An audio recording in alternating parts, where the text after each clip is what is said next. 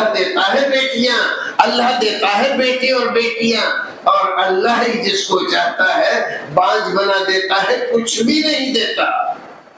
یہ سارا اختیار اللہ کا ہے۔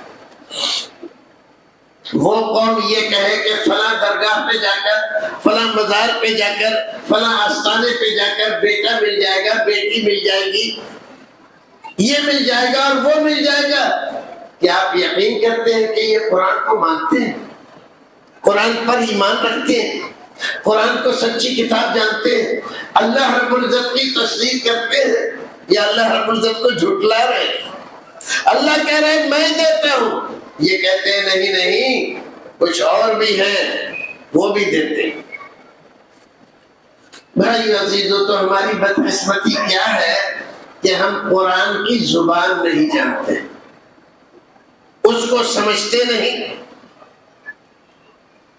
ہمارے علماء کرام نے بڑی محنت اور مشقت سے کئی برسے لگا کر قرآن شریف کا ترجمہ کیا۔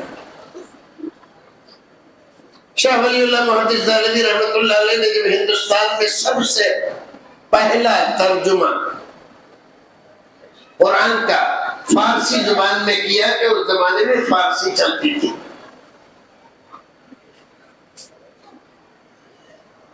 تو کتنے مکروہ عقیدے والے، خیال والے، نظریے والے، اپنی پرستش کرانے والے، اپنے پیروں کے سامنے لوگوں کو جھکانے والے، ان کی نظر و نیت کروانے والے، شاہ ولی اللہ محدث دہلوی رحمۃ اللہ علیہ جیسی ایک بڑی شخصیت کی جان کے دشمن ہو گئے، اور مسجد فتح پوری پہ تلواریں لے کر ان کا خون کرنے کے لیے دوڑ پڑے۔ اگر ان کے کوئی جانشین نہ ہوتے مسجد میں اور ان کو بچانے کی کوشش نہ کرتے اور پیچھے کے راستے سے انہوں نہ نکال دیتے، تو یہ تو پوری تیاری سے آئے تھے کہ آج ولی اللہ کی گردن کاٹ دینا ہے، اس نے بہت بڑا جرم کیا ہے۔ کیا جرم کیا ہے؟ جرم یہ کیا ہے کہ قرآن شریف میں ترجمہ کر دیا۔ اب یہ ترجمہ کر دیا ہے تو سب لوگ جو بھی فارسی جانتے ہیں سب لوگ سمجھ جائیں گے کہ اللہ کیا کہہ رہا ہے، قرآن کیا کہہ رہا ہے، اللہ کی کیا منشا ہے، اللہ کیا چاہتا ہے، اللہ راضی کیسے ہوتا ہے، جنت ملتی کیسے ہے۔ اللہ تک پہنچنے کے لیے واسطوں، وسیلوں، طفیلوں کی ضرورت ہے یا نہیں ہے، سب لوگوں کو معلوم ہو جائے گا۔ یہ جرم ان کے یہاں اتنا بڑا تھا کہ ہندوستان کی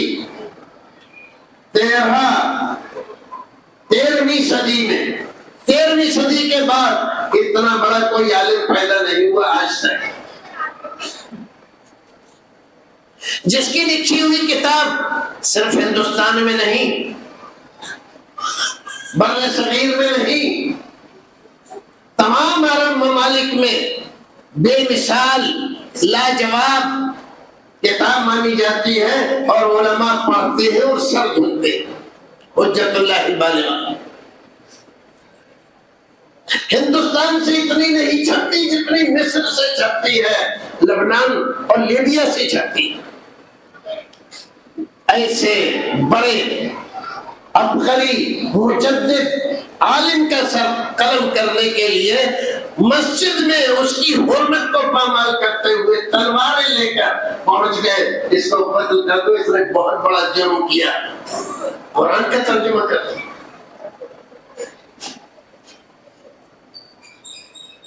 واقعی بہت بڑا جرم تھا۔ اس جرم نے خانقاہیت کی کمر توڑ دی، اندھ وشواس کے سینے میں خنجر گھونپ دیا،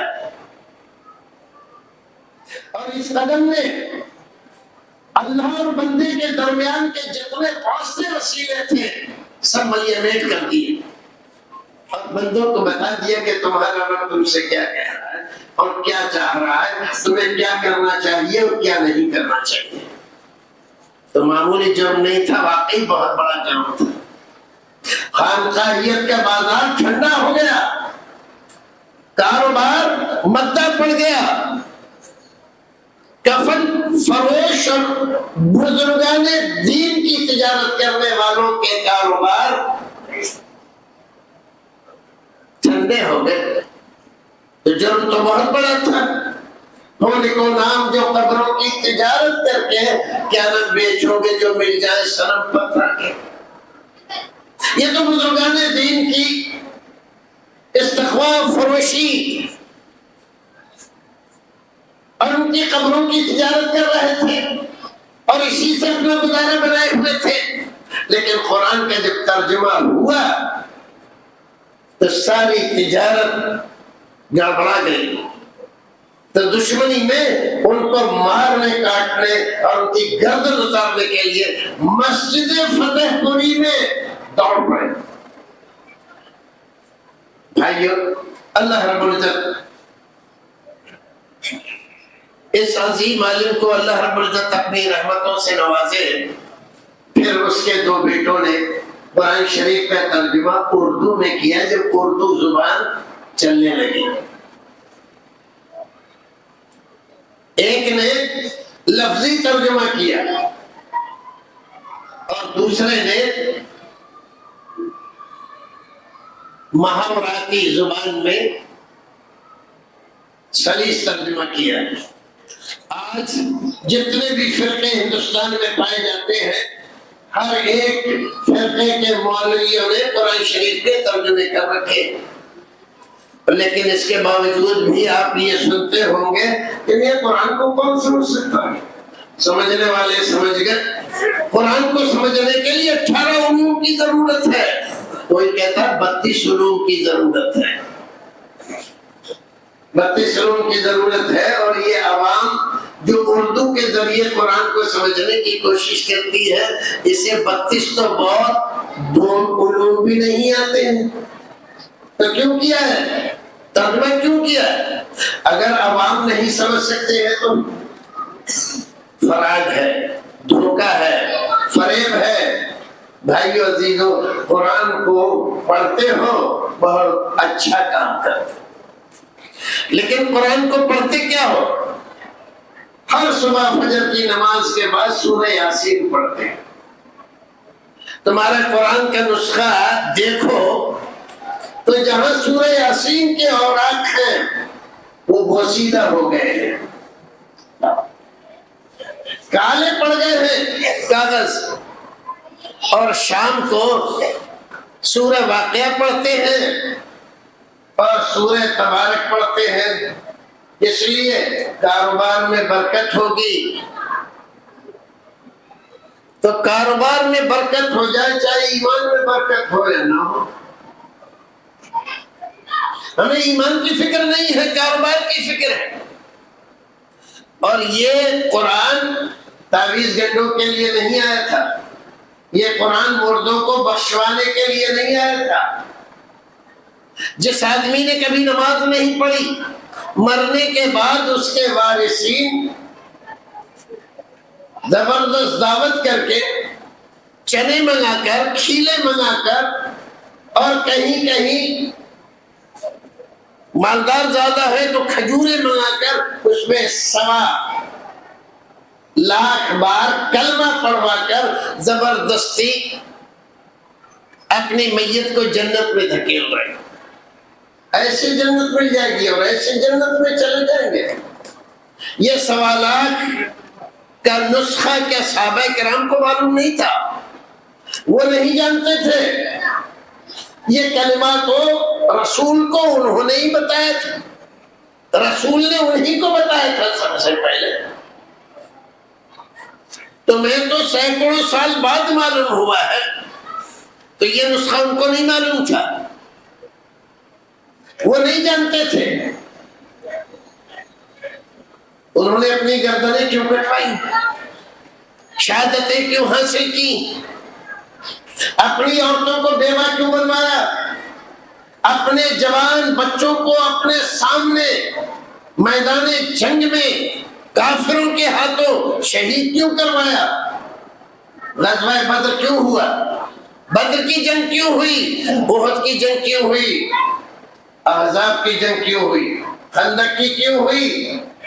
خیبر کی کیوں ہوئی؟ صلح حدیبیہ کیوں پیش آئی؟ فتح مکہ کے لیے رسول اکرم کیوں گئے؟ ایک جنگ میں 70 صحابہ کرام جن میں حضرت حمزہ رسول اکرم کے پیارے چچا ہیں، ایک جنگ میں شہید ہو جاتے. کتنے آدمی؟ 70 آدمی. تو ان لوگوں کو یہ 1.25 لاکھ کا نسخہ نہیں معلوم تھا. یہ تمہارے مکاروں نے، عیاروں نے، غداروں نے، اسلام کی تجارت کرنے والوں نے، نیاز فاتح کی روٹی کھانے والوں نے، انہوں نے یہ ایجاد کیا یہ نسخہ. بہرحال بھائیو، میں تو کسی اور طرف چلا گیا. میں ایک چھوٹی سی سورت اذا جاء نصر اللہ والفتح، اس کے بارے میں، اس کے پیغام کے بارے میں آپ سے بات کر رہا تھا. کیا پیغام ہے اس کا؟ بہت چھوٹی سی سورت ہے قرآن شریف، سبھی لوگوں کو تقریباً یاد ہوگی. جن لوگوں نے قرآن نہیں پڑھا ہے اور نہیں جانتے لیکن نماز پڑھنے کے لیے قل هو اللہ احد، قل اعوذ برب الفلق، قل اعوذ برب الناس، اذا جاء نصر اللہ، انا اعطیناک الکوثر، یہ سورتیں تو یاد کرتے ہیں. اس میں سے ایک سورت اذا جاء نصر اللہ والفتح، سورہ نصر. کیا کہہ رہا ہے اے نبی؟ اذا جاء نصر اللہ، جب آپ دیکھیں کہ اللہ کی مدد آ پہنچی، والفتح، اور اللہ رب العزت نے آپ کو فتح مندی سے نواز دیا، وَرَأَيْتَ النَّاسَ يَدْخُلُونَ فِي دِينِ اللَّهِ أَفْوَاجًا، اور آپ لوگوں کو دیکھیں کہ ایک ایک دن میں کئی کئی قبیلے آپ کے پاس آ کر ایمان کی دولت سے مالا مال ہوتے ہیں، اسلام میں داخل ہوتے ہیں اور اسلام کے لیے اپنی گردنیں کٹوانے کو فخر سمجھتے ہیں. يدخلون فی دین اللہ افواجا، اللہ کے دین میں فوج در فوج داخل ہو رہے ہیں. یہ کب ہوا؟ ابھی مولانا جو بتلا رہے تھے صحابہ کرام کی اذیتوں، مسائل اور تکلیفوں کی کہانیاں، حضرت مصعب بن عمیر اور کن کن کے واقعات. آپ کو معلوم ہے 13 سال کی مکی زندگی مسلمانوں کے لیے ایسی تھی جیسے آدمی دہتے ہوئے کوئلوں پر چل رہا ہو. اور ان کو اس زمانے میں واقعی کوئلے دہکا کر بستر بنا کر ان پر ان کو لٹایا گیا. کروٹ بدلنے کی بھی اجازت نہیں دی. حضرت عمار رضی اللہ تعالیٰ عنہ جھک کے چلا کرتے تھے. ایک انصاری کے بیٹے نے ان سے پوچھا، چچا جان آپ ہمیشہ سے ایسے ہی تھے، مطلب جھک کے چلتے، سیدھے کھڑے نہیں ہو سکتے؟ کہا نہیں بیٹا، میں بھی تمہاری طرح سینہ تان کر چلتا تھا. پھر کیا ہوا؟ کہا چھوڑو بیٹا، تمہارے سمجھنے کی بات نہیں. وہ دن گزر گئے. کیا نہیں چچا جان مجھے بتائیے کیا ہوا؟ آپ جھک کر کیوں چلتے ہیں؟ جیسے سب لوگ چلتے ہیں سیدھے، کیوں نہیں چلتے؟ تو حضرت عمار بن یاسر رضی اللہ تعالیٰ عنہ نے اپنا کرتا پیچھے سے اٹھا کر اور اس کو دکھایا کہ بیٹا ذرا دیکھنا. تو کیا دیکھا؟ یہ دیکھا کہ ان کی پیٹھ پر گوشت نام کی کوئی چیز